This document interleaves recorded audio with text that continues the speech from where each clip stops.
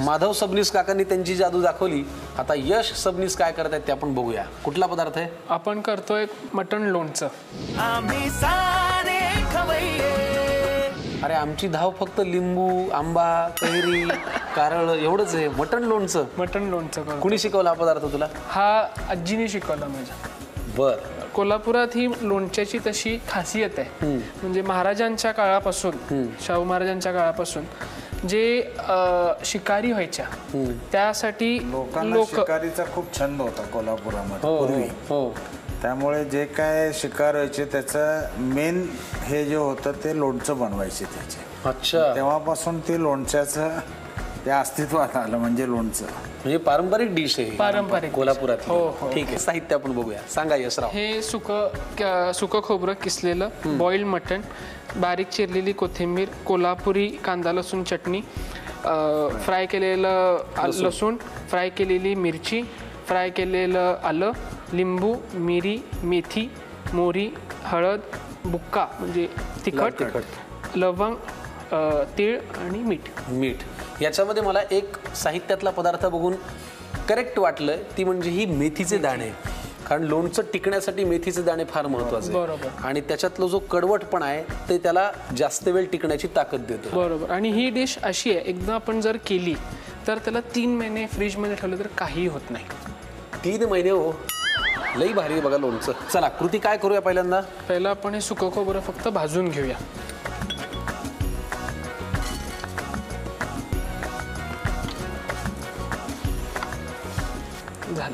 झालंय ना? हो. चल हे आता आपण मोठ्या बाउलमध्ये काढून घेऊ. बरं.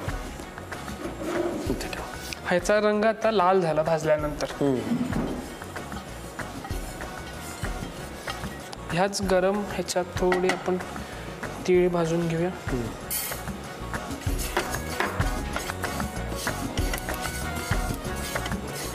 भाजलेले तीळ आपण खोबऱ्यामध्ये घातले. हो. आता ह्याच्यात मंद ह्याच्यावर आपण तेल गरम करत ठेवू. बर. बस. ह्याच्यामध्ये आता आपण थोडं कांदा लसूण चटणी घालू. बर. कशामध्ये? खोबऱ्यात.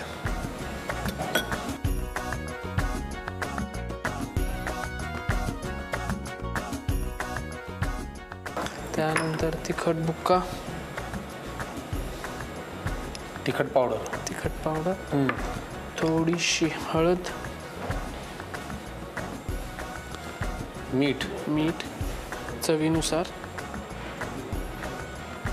त्यानंतर तळलेला लसूण, तळलेलं आलं, वा, तळलेली मिरची. तर हे जे आपण तेल तापवलंय त्याच्यामध्ये त्याला आपण मोहरी आणि मेथी, मिरी आणि लवंग ह्याची आपण फोडणी देणार आहोत. बर.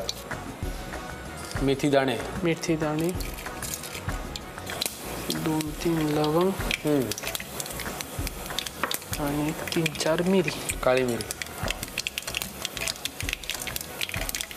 ही झाली आहे फोडणी. तर आपण ती ह्याच्यात काढून घेऊ. होतायची सावकाश. सुकं खोबरं जे आपण भाजून घेतलं होतं त्याच्यावरती ही फोडणी आपल्याला घालायची.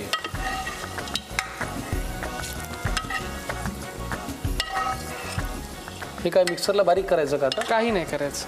अच्छा. तर ह्याच्यात आपण परत तेल टाकतोय. बरं. घालू याच्यात परत तेल? हो. किती लागणार आहे बघा. हो. भरू दे. बास. तोपर्यंत आपण हे मिक्स करून घ्या. हे भाकर झालं आता तयार. अच्छा. वा. लोणचं म्हणल्यानंतर तेल तर खूप लागणारच, कारण लोणचं टिकण्यासाठी सुद्धा तेल महत्वाचं आहे. बरोबर. बुक्का काय म्हणलास तू मगाशी? बुक्का. कोल्हापुरी तिखटाला बुक्का म्हणतात. म्हणजे त्याला कांदा लसूण प्युअर तिखट. बरोबर. करेक्ट. हे आपलं झालं भाकर रेडी. बघा, मटणाचं जे लोणचं आपण करतोय त्याच्यामध्ये आपल्याला जे लागणार आहे त्या लोणच्याची चव वाढवण्यासाठी किंवा त्याला टिकवण्यासाठी, त्याला खमंगपणा येण्यासाठी ते आहे हे खोबरं मिश्रित सारण, ज्याच्यामध्ये तळलेल्या लसणापासून ते खड्या मसाल्यापर्यंत बरंच काय. करेक्ट. हे जरा बाजूला ठेवूया. इकडे तेल तापलंय, ह्याच्यात काय घालायचंय? ह्याच्यात आता आपण मटण फ्राय करून घ्यायचं आहे.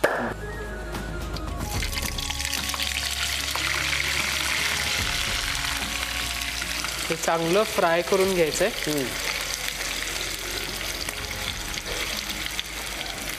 ते तळल्यामुळे ते टिकतं. मटण जे 3 महिने टिकतं, हो, त्याचं मेन सिक्रेट आहे आपण फ्राय करून घेतल्यामुळे अच्छा, ते खराब होत नाही. बरोबर. कच्चं टाकलं किंवा त्याच्यामध्ये जर पाण्याचा अंश राहिला तर ते खराब होऊ शकतं. पण ते तळणं महत्वाचं आहे. आता हे आपण प्रॉपर मटणाचे तुकडे तळून घेतोय नाही का? मग ते ह्याच्यात मिक्स करायचे का? हो, ते मिक्स करायचं. ते आणि हे जे तेल असणार आहे त्याच्यामध्ये मटणाचा फ्लेवर आहे, ह्या फोडणीचा फ्लेवर आहे, तर तो अर्क पूर्ण त्या लोणच्याला मिळतो. अच्छा.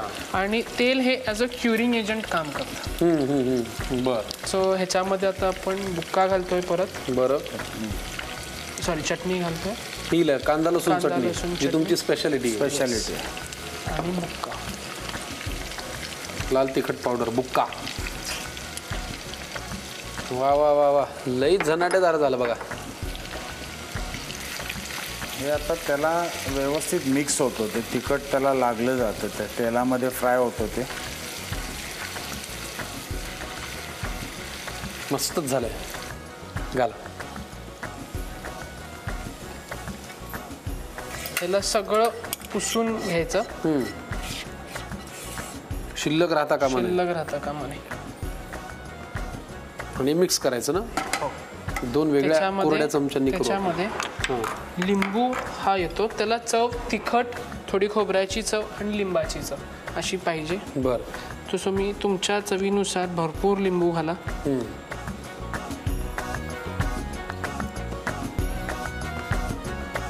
वा.